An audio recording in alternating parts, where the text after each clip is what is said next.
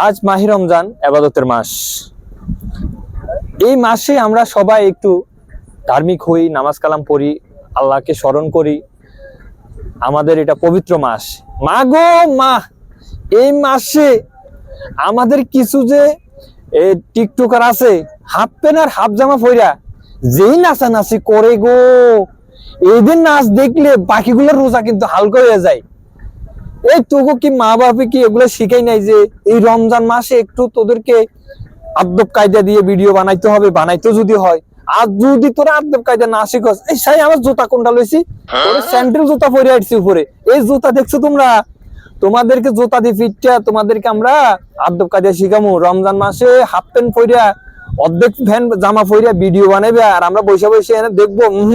জুতা দিয়ে ফিটটা তোকে বাপের নাম আর মার নাম ভুলালামু।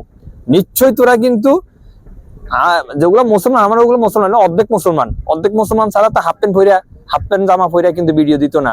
একটু মানে একটু সতর্ক হয়ে যাস, সাবধান হয়ে যাস। রমজান মাসে ভিডিও বানাইতে একটু সাবধানতা অবলম্বন করিস, নয়তো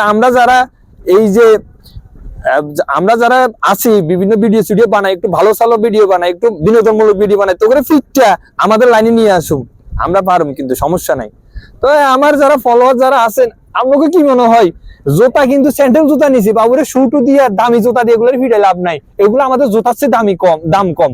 কারণ যেগুলা এই রমজান মাসে মানে কিন্তু ইবাদত করবে না তো করবে না, আবার এটা কিন্তু বৈশিষ্ট্য পালন করবে না, তাহলে তাদেরকে কি করার দরকার? এই স্যান্ডেল জুতা দিয়ে 100 টাকা জুতা দিয়ে ফিরতে হবে, তাহলে এগুলো ঠিক হয়ে যাবো। তো ঠিক আছে, আর বেশি কিছু কইতাম না, একটু ঠান্ডাও লাগে, বাতাসও আছে। তো আপনারা এটার জবাব দিবেন, আপনারা এটা ভালো করে বিচার বিশ্লেষণ করবেন যে আমি কথাগুলো ঠিক কইছি কিনা। হ্যাঁ, এদেরকে আমরা এই জুতা দিয়ে ফিরবো কিনা, একটু কমেন্টসে ভালো করে বলা যায়।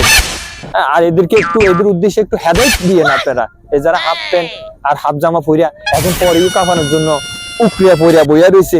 হ্যাঁ, যে আমরা যখন ভিডিও একটু কম দেবো। তো ঠিক আছে, ভালো থাকেন আপনারা।